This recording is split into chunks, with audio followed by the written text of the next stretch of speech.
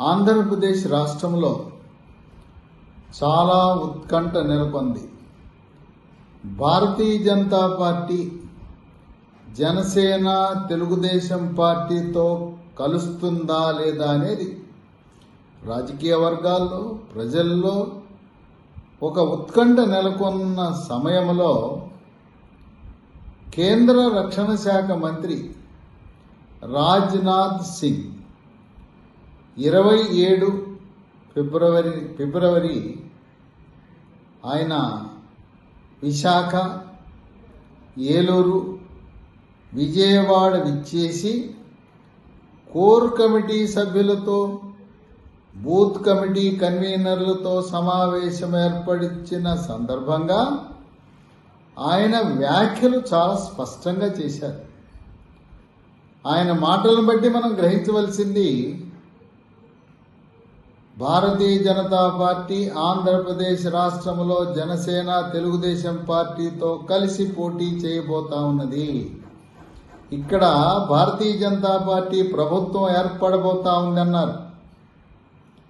అయిన తర్వాత ఎటువంటి అభివృద్ధి కార్యక్రమాలు చేపడుతున్నామనేది కూడా ఆయన కూలంకషంగా మాట్లాడటం అనేది విశేషం.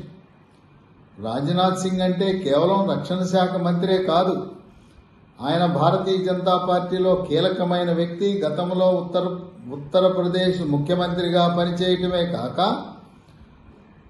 ప్రధానమంత్రిగా మోదీ బాధ్యతలు చేపట్టక ముందే జాతీయ బీజేపీ అధ్యక్షుడిగా పనిచేసిన వ్యక్తి.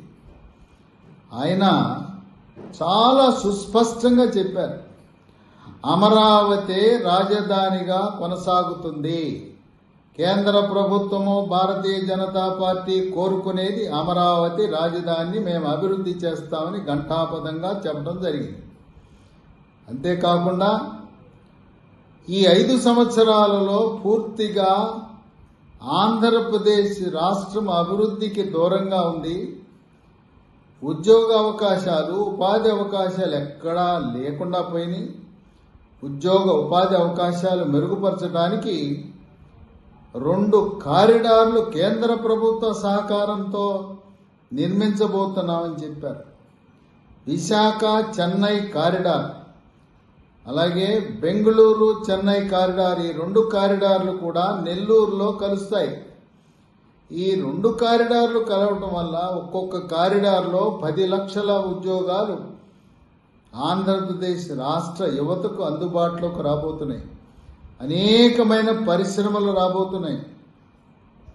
ఈ 2 పారిశ్రామిక కారిడార్లతో పాటు అమరావతి నుంచి అనంతపురం వరకు జాతీయ రహదారి నిర్మాణం చేయటము ద్వారా ఉపాధి అవకాశాలు, రవాణా సౌకర్యాలు మెరుగుపడటమే కాకుండా రాయలసీమ వాసులకు అతి తక్కువ సమయంలో రాష్ట్ర రాజధాని అమరావతికి చేరుకునే అవకాశం ఉంటుందని వారు తెలియజేయటం అనేది చాలా సంతోషకరం. అలాగే అభివృద్ధికి నోచుకొని ఎక్కడ చూసినా గుంతల రోడ్లు ఉన్న ఈ ఆంధ్రప్రదేశ్ రాష్ట్రాన్ని పునర్నిర్మాణం చేయటానికి కావలసిన నిధులను కూడా సమకూర్చడానికి కేంద్ర ప్రభుత్వం ఇతోధికంగా సహాయం చేస్తుందని చెప్పడం జరిగింది. చాలామంది ఆంధ్రప్రదేశ్ రాష్ట్ర ప్రజలకు అనేకమైన అపోహలు ఉన్నాయి. దేని గురించి? విశాఖ ఉక్కు ఫ్యాక్టరీ గురించి. విశాఖ ఉక్కు ఆంధ్రుల హక్కు అని ఆంధ్రప్రదేశ్ ప్రజల యొక్క సెంటిమెంట్ అయిన విశాఖ స్టీల్ ఫ్యాక్టరీని ప్రైవేటీకరణ అనే అంశాన్ని ఆంధ్ర రాష్ట్ర ప్రజలు వ్యతిరేకిస్తున్నారనే అంశాన్ని ఆంధ్రప్రదేశ్ రాష్ట్ర బీజేపీ అధ్యక్షురాలు పురంధరేశ్వరి జాతీయ నాయకత్వానికి తెలియజేయగా, వారు విశాఖ ఉక్కు ఫ్యాక్టరీని రాష్ట్ర ప్రభుత్వానికే నిర్వహణ చేయటానికి, బదిలీ చేయటానికి అంగీకరించారు. ఇక మీదట విశాఖ ఉక్కు ఫ్యాక్టరీ ఆంధ్రప్రదేశ్ రాష్ట్ర ప్రభుత్వ అధీనంలో నిర్వహించబడుతుంది.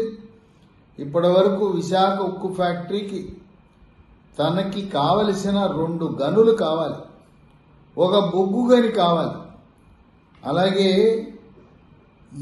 ముడి ఇనుము కొరకు ఇనుప ఖనిజ గని కావాలి. బొగ్గు గని ఒకటి, ఇనుప ఖనిజ గని ఒకటి, రెండు కూడా ప్రత్యేకముగా విశాఖ ఉక్కు ఫ్యాక్టరీకి కేటాయించే విధముగా చర్యలు కేంద్ర ప్రభుత్వం తీసుకోబోతోంది. కనుక ఆంధ్రప్రదేశ్ ప్రజలు ఏమాత్రం ఆందోళన చెందవలసిన అవసరం లేదు. మన ఆంధ్రుల యొక్క సెంటిమెంట్ అయిన విశాఖ ఉక్కు అది ప్రైవేటు వ్యక్తులకు అమ్మకం అనే అంశాన్ని ఉపసంహరించుకోవటం అనేది చాలా సంతోషించదగ్గ విషయం. ఈ విధంగా రాజ్నాథ్ సింగ్ రాకతో మరింత స్పష్టత రావటము, కొంతమంది ఉద్దేశపూర్వకంగా భారతీయ జనతా పార్టీకి తెలుగుదేశం పార్టీకి దూరం పెంచాలని ఆలోచన చేస్తున్న తరుణంలో రాజ్నాథ్ సింగ్ యొక్క రాక ఆంధ్రప్రదేశ్ ప్రజలకు ఎంతో ఆనందాన్ని నింపడం జరిగింది. సూత్రప్రాయంగా భారతీయ జనతా పార్టీ ఆంధ్రప్రదేశ్లో 5 లోక్సభ సీట్లలో 9 అసెంబ్లీ సీట్లలో పోటీ చేయడానికి అంగీకారం కుదిరింది, ఒప్పందం కుదిరింది. జనసేన పార్టీకి 24 అసెంబ్లీ సీట్లు, 3 లోక్సభ సీట్లు. భారతీయ జనతా పార్టీ గతంలో 2014లో 4 లోక్సభ సీట్లలో 9 అసెంబ్లీ సీట్లలో పోటీ చేసింది. అదే ఫార్ములా మళ్లీ కొనసాగించే అవకాశం ఉన్నది. కొన్ని గంటలలో ఒక ప్రకటన తెలుగుదేశం పార్టీని అధికారికముగా ఎన్డీఏ కూటమిలోకి ఆహ్వానించే విధముగా భారతీయ జనతా పార్టీ నాయకత్వము ఒక ప్రకటన అధికారికంగా పత్రికాముఖంగా చేయబోతున్నారు. ఇప్పటికే భారతీయ జనతా పార్టీ, తెలుగుదేశం పార్టీ, జనసేన కలిసి పోటీ చేసి రాబోయే సార్వత్రిక ఎన్నికల్లో ఘన విజయాన్ని సాధించాలని, ఏ విధంగా 2014లో 3 పార్టీలు కలిసి విజయాన్ని సాధించి రాష్ట్రంలో ఎన్నడూ లేని విధంగా నూతనంగా విద్యా సంస్థల యొక్క ఏర్పాటుని వేగవంతం చేయటం అనేది విశేషం. ఈ విధంగా తెలుగుదేశం, జనసేన, భారతీయ జనతా పార్టీ రాజకీయాలకు అతీతంగా అధోగతి పాలైన రాష్ట్రాన్ని ఆదుకోవటానికి, ఉద్యోగ అవకాశాలు కోల్పోయి ఎక్కడా కూడా స్వదేశీ పెట్టుబడులు, విదేశీ పెట్టుబడులు రాక, ఉద్యోగ అవకాశాలు లేక, మరి నిరుద్యోగ యువత నిరాశకు గురవుతున్న సమయంలో ఈ రాజ్నాథ్ సింగ్ గారి ప్రకటన ఒకంత సంతోషాన్ని నింపడం అనేది జరిగింది. ఆంధ్రప్రదేశ్ రాష్ట్రంలో ఎన్నికలు పారదర్శకంగా, నిష్పక్షపాతంగా ఏ విధంగా తెలంగాణ రాష్ట్రంలో జరిగినాయో అదే విధంగా జరగబోతున్నాయి. పక్షపాత వైఖరి ఉన్న రెవెన్యూ అధికారులను, పోలీస్ అధికారులను ఎన్నికలతో సంబంధం లేకుండా వాళ్లను బదిలీ చేసి పక్షపాత వైఖరి ఉన్న అధికారులను ఇప్పటికే కొంతమందిని సస్పెండ్ చేశారు. ఒక కలెక్టర్ను సస్పెండ్ చేశారు. సిఐలను, ఎస్ఐలను కూడా ఎన్నడూ లేని విధంగా తిరుపతిలో కేంద్ర ఎన్నికల సంఘం సస్పెండ్ చేయటం విశేషం. కనుక భారతీయ జనతా పార్టీ పొత్తులో నిష్పక్షపాతంగా, పారదర్శకంగా అధికారుల ప్రమేయము, ఒత్తిడి లేకుండా, అలాగే గ్రామంలో ఉండే గ్రామ వాలంటీర్లు, సచివాలయ సిబ్బంది, గ్రామ సచివాలయం, వార్డు సచివాలయం సిబ్బంది చక్కగా వారి పరిధిలో రాజ్యాంగానికి లోబడి ఓటర్లను ప్రలోభ పెట్టకుండా వారి విధి నిర్వహణ చేసే విధంగా కేంద్ర ఎన్నికల సంఘం తగు చర్యలు తీసుకోవటం కూడా ఒక విశేషం. కొంతమంది పుకార్లు పుట్టిస్తున్నారు. ఇప్పుడు కొనసాగుతున్న అన్ని సంక్షేమ పథకాలు కూడా చంద్రబాబు నాయుడు ముఖ్యమంత్రి అయిన తరువాత కూడా కొనసాగుతాయి. గ్రామ వాలంటీర్ల వ్యవస్థ కొనసాగుతుంది. వాళ్లను సమాజ హితము కొరకు, అభివృద్ధి సంక్షేమ కార్యక్రమాల కొరకు వినియోగించుకోవటానికి చంద్రబాబు నాయుడు సూత్రప్రాయంగా అంగీకరించాడు. గ్రామ సచివాలయము, వార్డు సచివాలయంలో ఉన్న సిబ్బంది అందరూ కూడా వాళ్ళు పర్మనెంట్ ఉద్యోగులు. వారికి ఎటువంటి ఇబ్బంది ఉండదు.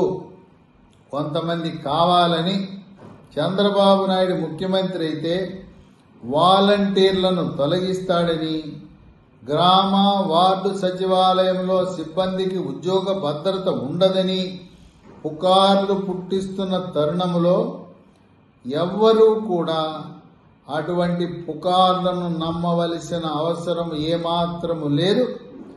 ఎన్నికలు పారదర్శకంగా జరుగుతాయి. గతంలో పంచాయతీ ఎన్నికలు, ఎంపీటీసీ ఎన్నికలు, జెడ్పీటీసీ ఎన్నికలు, మున్సిపల్ ఎన్నికలు, కార్పొరేషన్ ఎన్నికలు అన్నీ కూడా అడ్డగోలుగా హింసను ప్రేరేపించి నామినేషన్లు కూడా వేయకుండా పోలీసుల సహకారంతో అక్రమాలకు పాల్పడి స్థానిక సంస్థలలో ఎన్నికల్లో జరిగిందంతా కూడా అక్రమాలే.